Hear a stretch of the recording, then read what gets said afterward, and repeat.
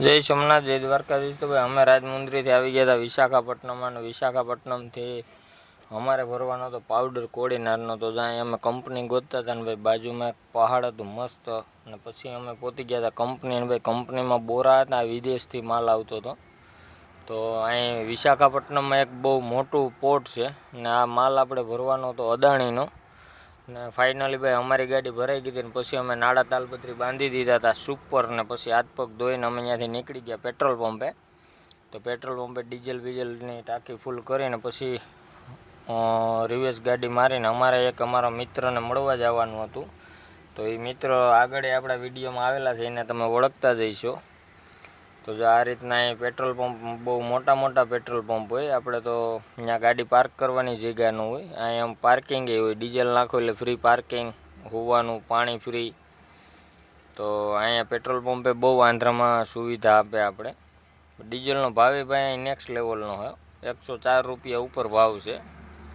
પછી તો સુવિધા આપે જ ને. તો ભાઈ ફાઇનલી આપણે ગાડી વારી લીધી હતી, ને હવે આપણે જવાનું તો આપણા ભાઈબંધ પાસે મળવા માટે. તો જો આ રામભાઈ છે, રામભાઈની ગાડી 4997, ને અહીંયા ભાઈ શાયરી લખી હતી 1 નંબર પાછળ. ને આ ગાડીનો તમે પહેલાં પણ મારામાં વિડીયો જોયો હોય છે, કેમ કે આપણા પાક્કા ભાઈબંધ છે. ને પછી અમે ત્યાંથી ભાઈ ચા પાણી પીને અડધી કલાક બેઠા, ને ત્યાંથી 1 વાગે સ્લેપ મારી દીધો તો અમે ફાઇનલ.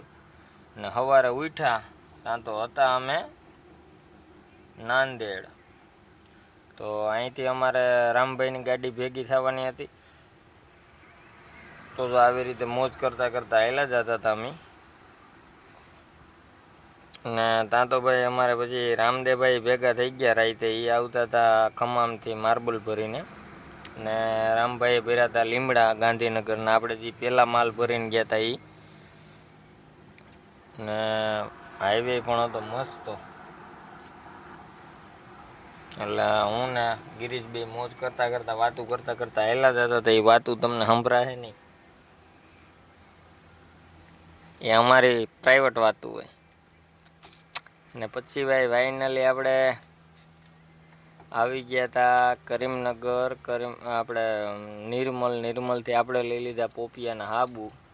ને પછી અમે ત્યાં નાહીને પછી 2 ગાડીના વિડીયો લીધા.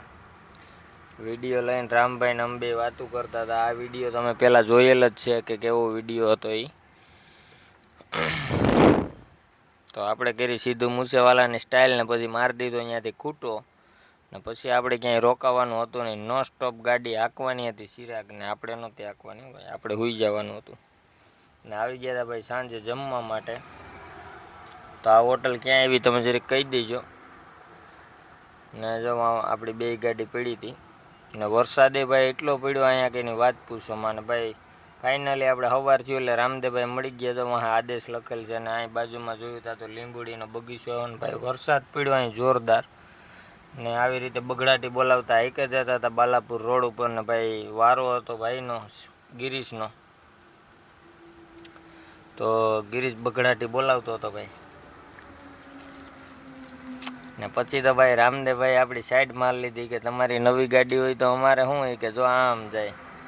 ને એની ગાડી બહુ મસ્ત છે ભાઈ, એકદમ સરસ. ને ચડી ગયા હતા જલગાંવવાળા રોડ ઉપર. ને પછી અમે આવી ગયા ફાઇનલી હોટલે. ને ભાઈ હોટલે ગિરીશને અમારે ફિલ્ટરને બધું સાફ કરાવવાનું હતું. તો એ કામ ચાલુ હતું. ને 3 ગાડી રાખી દીધી લાઇનમાં 1 to 1. કેમ કે આપણે કોકને કોક હથવારો દર ફેલે મળી જ જાય. ને જો આ રામભાઈને આમ બધા ઊભા હતા ને મસ્તી કરતા હતા ભાઈ. પછી તો રામદેવભાઈની બહુ મસ્તી કરી રામભાઈએ. જો રામભાઈને મારવા દોડાય એટલે રામભાઈ ભાગી ગયા. આવું મસ્તી કરવી પડે ભાઈ. ત્યાંથી આવી ગયા અમે ધુલિયા પહેલાં કરણી હોટલે. ત્યાં આવીને પછી અમે બપોરના જમી લીધું. જમીને પછી નીકળવાની ફૂલ તૈયારી હતી. તો આવી રીતની મસ્તી ચાલુ હતી ભાઈ રામભાઈની ને રામદેવભાઈની. અને ભેગો અમારે નિલેશ છે. જો એ બારીએથી ડોકાગાળભાઈ ત્યાંથી આગળ આવેલા ને ત્યાં તો એક આપણી ગુજરાતની ગાડીનું ધુલિયામાં બહુ ભયંકર એક્સિડન્ટ જોયું. ને આખી ડ્રાઈવર સાઈડ. પછી પહોંચી ગયા હતા આપણે હાકરીના ઘાટમાં. તો આ તો હાકરીનો ઘાટ, ને ગાડી હતી આપણી ટાપમાં. હો ભાઈ, ટાપે ટાપ ઘાટ ઉતારવાનો છે. તમે ટાપમાં ઉતારો કે નહીં કોમેન્ટમાં મને જરૂર જણાવજો. જો ગાડીની સ્પીડ બહુ ઓવર હતી હો ભાઈ, જાતી હતી બગડાટી બોલતી. કેમ કે આપણે સવાર થઈ તો કોડીનાર પહોંચી જવાનું હતું. તો જો આ હાકરીનો ઘાટ છે ને બહુ મસ્ત. અટાણે તો વરસાદ પડ્યો એટલે લીલું જંગલ થઈ ગયું આખું. ને આ ભાઈ ત્યાંથી આગળ આવેલા ને અમે નવાપુર પહોંચ્યા ને તો આ ગાડીનું એટલું ભયંકર એક્સિડન્ટ થયું કે આમ જોઉં તો કેબિન જ હેઠું પડ્યું ને ડ્રાઈવરે હેઠો બેઠો હતો ભાઈ. પણ એક ભગવાનની દયા ડ્રાઈવરને લાગ્યું નહીં, જોઈ નીચે બેઠો બેઠો ફોનમાં વાત કરતો હતો.